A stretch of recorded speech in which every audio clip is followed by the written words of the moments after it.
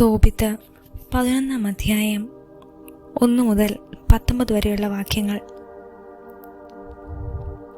യാത്ര മംഗളകരമായതിന് ദൈവത്തെ സ്തുതിച്ചുകൊണ്ട് തോബിയാസ് മടങ്ങിപ്പോയി. അവൻ റഹുവേലിനും അവൻ്റെ ഭാര്യ എത്നായിക്കും മംഗളം നേർന്നു. യാത്ര ചെയ്ത് അവൻ നിനിവേക്കടുത്തെത്തി. അപ്പോൾ റഫായേൽ തോബിയാസിനോട് പറഞ്ഞു, സഹോദര, ഏത് നിലയിലാണ് പിതാവിനെ നീ വിട്ടുപോകുന്നതെന്ന് ഓർക്കുന്നില്ലേ? നമുക്ക് വേഗം നിന്റെ ഭാര്യയ്ക്ക് മുമ്പേ പോയി വീട്ടിൽ വേണ്ട ഒരുക്കങ്ങൾ ചെയ്യാം. മത്സ്യത്തിൻ്റെ കയ്പ കൂടി എടുത്തുകൊള്ളൂ. അവർ പോയി. നായി അവരുടെ പുറകെ ഉണ്ടായിരുന്നു. അന്ന മകനെ നോക്കി വഴിയിൽ കണ്ണു നട്ടിരിക്കുകയായിരുന്നു. അവൻ വരുന്നത് കണ്ട് അവൾ അവൻ്റെ പിതാവിനോട് പറഞ്ഞു, ഇതാ നിന്റെ പുത്രൻ വരുന്നു, അവനോട് കൂടെ പോയ ആളുമുണ്ട്. റഫായേൽ പറഞ്ഞു, തോബിയാസ്, നിന്റെ പിതാവിന് കാഴ്ച ലഭിക്കുമെന്ന് എനിക്കറിയാം. കയ്പ അവൻ്റെ കണ്ണുകളിൽ പുരട്ടണം. ചൊറിച്ചിൽ അനുഭവപ്പെടുമ്പോൾ അവൻ കണ്ണു തിരുമും. അപ്പോൾ വെളുത്ത പാടുകൾ പൊഴിഞ്ഞു വീഴും. അവൻ നിന്നെ കാണുകയും ചെയ്യും. അന്ന് ഓടിച്ചെന്ന് മകനെ ആശ്ലേഷിച്ചു. അവൾ അവനോട് പറഞ്ഞു, എൻ്റെ കുഞ്ഞെ, നിന്നെ കാണാൻ എനിക്കിടയായി. ഇനി മരിക്കാൻ ഞാൻ ഒരുക്കമാണ്. അവർ ഇരുവരും കരഞ്ഞു. വാതിലുകളിലേക്ക് വരുമ്പോൾ തോബിത്തിന് കാലിടറി. പുത്രൻ ഓടിയെത്തി പിതാവിനെ താങ്ങി. കണ്ണുകളിൽ കയ്പ പുരട്ടിക്കൊണ്ട് അവൻ പറഞ്ഞു, പിതാവേ, സന്തോഷമായിരിക്കൂ. ചൊറിച്ചിൽ തോന്നിയപ്പോൾ തോബിത്ത് കണ്ണു തിരുമ്മി. വെളുത്ത പാട കൺകോണുകളിൽ നിന്ന് പൊഴിഞ്ഞു വീണു. അപ്പോൾ അവൻ പുത്രനെ കണ്ടു. അവനെ ആലിംഗനം ചെയ്ത് കരഞ്ഞുകൊണ്ട് പറഞ്ഞു, ദൈവമേ, അങ്ങ് വാഴ്ത്തപ്പെട്ടവനാണ്. അങ്ങയുടെ നാമം എന്നേക്കും വാഴ്ത്തപ്പെട്ടതാണ്.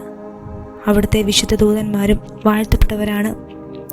അവിടുന്ന് എനിക്ക് ദുരിതങ്ങൾ അയച്ചു, എന്നാലും എന്നോട് കരുണ കാട്ടി. ഇതാ എൻ്റെ മകൻ തോബിയാസിനെ ഞാൻ കാണുന്നു. അവൻ്റെ മകൻ സന്തോഷത്തോടെ വീട്ടിനുള്ളിൽ പ്രവേശിച്ച് മേധിയായി തനിക്ക് സംഭവിച്ച വലിയ കാര്യങ്ങൾ പിതാവിനെ അറിയിച്ചു. തോബിത്ത് സന്തോഷത്തോടെ ദൈവത്തെ സ്തുതിച്ചുകൊണ്ട് മരുമകളെ സ്വീകരിക്കാൻ നിനവെ നഗരത്തിൻ്റെ കവാടത്തിലേക്ക് പുറപ്പെട്ടു. കണ്ടവരെല്ലാം അവന് കാഴ്ച വീണ്ടു കിട്ടിയതിൽ വിസ്മയിച്ചു. തന്നോട് കരുണ കാണിച്ച ദൈവത്തെ അവരുടെ മുമ്പിൽ വെച്ച് തോബിത്ത് സ്തുതിച്ചു. അവൻ തൻ്റെ മരുമകൾ സാറായുടെ അടുത്തെത്തി. അവൾ അനുഗ്രഹിച്ചുകൊണ്ട് പറഞ്ഞു, മകളെ, സ്വാഗതം. നിന്നെ ഞങ്ങളുടെ അടുത്തേക്ക് കൊണ്ടുവന്ന ദൈവം വാഴ്ത്തപ്പെടട്ടെ. നിന്റെ മാതാപിതാക്കൾ അനുഗ്രഹീതരാണ്. അങ്ങനെ നിനവയിൽ അവൻ്റെ സഹോദരരുടെ ഇടയിൽ ആനന്ദം കളിയാടി. ഹഹീകാറും അനന്തരവൻ നാദാബും വന്നു. തോബിയാസിനെ വിവാഹം 7 ദിവസം ആർഭാടപൂർവ്വം ആഘോഷിച്ചു. തോബിത്ത് 12 അധ്യായം 1 മുതൽ 22 വരെയുള്ള വാക്യങ്ങൾ. തോബിത്ത് മകൻ തോബിയാസിനെ വിളിച്ചു പറഞ്ഞു, മകനെ, നിന്നോടൊപ്പം വന്നവൻ്റെ കൂലി കൊടുക്കുക. പറഞ്ഞിരുന്നതിലും കൂടുതൽ കൊടുക്കണം.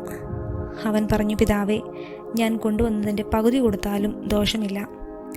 അവൻ എന്നെ സുരക്ഷിതനായി നിന്റെ അടുക്കൽ തിരിച്ചെത്തിച്ചു. എൻ്റെ ഭാര്യയെ സുഖപ്പെടുത്തി. എനിക്ക് വേണ്ടി പണം വാങ്ങി. നിന്നെയും സുഖപ്പെടുത്തി. വൃദ്ധൻ പറഞ്ഞു, അവനത് അർഹിക്കുന്നു. അവൻ ദൂതനെ വിളിച്ചു പറഞ്ഞു, നിങ്ങൾ കൊണ്ടുവന്നവൻ്റെ എല്ലാം പകുതി എടുത്തുകൊള്ളുക. ദൂതൻ 2 പേരെയും രഹസ്യമായി വിളിച്ചു പറഞ്ഞു, ദൈവത്തെ സ്തുതിക്കുകയും അവിടത്തേക്ക് നന്ദി പറയുകയും ചെയ്യുവിൻ. അവിടെ നിങ്ങൾക്ക് ചെയ്ത നന്മയെ പ്രതി സകല ജീവികളുടെയും മുമ്പിൽ അവിടുത്തെ മഹത്വപ്പെടുത്തുകയും അവിടത്തേക്ക് കൃതജ്ഞത അർപ്പിക്കുകയും ചെയ്യുവിൻ. ദൈവത്തിൻ്റെ പ്രവൃത്തികൾ പ്രഘോഷിച്ച് അവിടുത്തെ പുകഴ്ത്തുകയും അവിടുത്തെ നാമത്തിന് മഹത്വം നൽകുകയും ചെയ്യുന്നത് ഉചിതമത്രേ. അവിടത്തേക്ക് നന്ദി പറയാൻ അമാന്തമരുത്. രാജാവിൻ്റെ രഹസ്യം സൂക്ഷിക്കുന്നത് നല്ലത്. ദൈവത്തിൻ്റെ പ്രവൃത്തികൾ പ്രസിദ്ധമാകുന്നത് മഹനീയമാണ്. നന്മ ചെയ്യുക, നിനക്ക് തിന്മ ഭവിക്കുകയില്ല. ഉപവാസം, ദാനധർമ്മം, നീതി എന്നിവയോടാകുമ്പോൾ പ്രാർത്ഥന നല്ലതാണ്. നീതിയോടുകൂടിയ അല്പമാണ് അനീതിയോടുകൂടിയ അധികത്തേക്കാൾ അഭികാമ്യം. സ്വർണം കൂട്ടിവയ്ക്കുന്നതിനേക്കാൾ ദാനം ചെയ്യുന്നത് നന്ന്. ദാനധർമ്മം മരണത്തിൽ നിന്ന് രക്ഷിക്കുന്നു. അത് സകല പാപങ്ങളും തുടച്ചു നീക്കുന്നു. പരോപകാരവും നീതിയും പ്രവർത്തിക്കുന്നവർ ജീവിതത്തിൻ്റെ പൂർണ്ണത ആസ്വദിക്കും. പാപം ചെയ്യുന്നവൻ സ്വന്തം ജീവൻ്റെ ശത്രുവാണ്. ഞാൻ നിങ്ങളിൽ നിന്ന് ഒന്നും ഒളിച്ചു വയ്ക്കുകയില്ല. രാജാവിൻ്റെ രഹസ്യം സൂക്ഷിക്കുന്നത് നല്ലത്. ദൈവത്തിൻ്റെ പ്രവൃത്തികൾ പ്രസിദ്ധമാകുന്നത് മഹനീയം എന്ന് ഞാൻ പറഞ്ഞല്ലോ. നീയും നിന്റെ മരുമകൾ സാറയും പ്രാർത്ഥിച്ചപ്പോൾ നിങ്ങളുടെ പ്രാർത്ഥന പരിശുദ്ധനായവനെ ഞാൻ അനുസ്മരിപ്പിച്ചു. നീ മൃതരെ സംസ്കരിച്ചപ്പോൾ ഞാൻ നിന്നോടൊത്തുണ്ടായിരുന്നു. ഭക്ഷണമേശയിൽ നിന്ന് എഴുന്നേറ്റ് ചെന്ന് മൃതദേഹം സംസ്കരിക്കാൻ മടിക്കാതിരുന്ന നിന്റെ സത്പ്രവൃത്തി എനിക്ക് അജ്ഞാതമായിരുന്നില്ല. ഞാൻ നിന്നോടൊപ്പം ഉണ്ടായിരുന്നു. ആകയാൽ നിന്നെയും നിന്റെ മരുമകൾ സാറായെയും സുഖപ്പെടുത്താൻ ദൈവം എന്നെ അയച്ചിരിക്കുന്നു. ഞാൻ റഫായേലാണ്. വിശുദ്ധരുടെ പ്രാർത്ഥനകൾ സമർപ്പിക്കുകയും പരിശുദ്ധനായവൻ്റെ മഹത്വത്തിൻ്റെ സന്നിധിയിൽ പ്രവേശിക്കുകയും ചെയ്യുന്ന 7 വിശുദ്ധദൂതന്മാരിൽ ഒരുവൻ. അവർ ഇരുവരും സംഭ്രാന്തരായി ഭയത്തോടെ അവർ കമിഴ്ന്നു വീണു.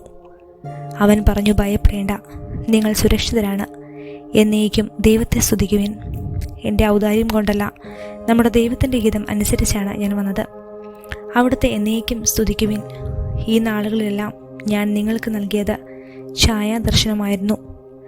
ഞാൻ ഭക്ഷിക്കുകയോ പാനം ചെയ്യുകയോ ചെയ്തില്ല. നിങ്ങൾ കണ്ടത് ഒരു ദർശനം മാത്രം. ദൈവത്തിന് കൃത അർപ്പിക്കുക.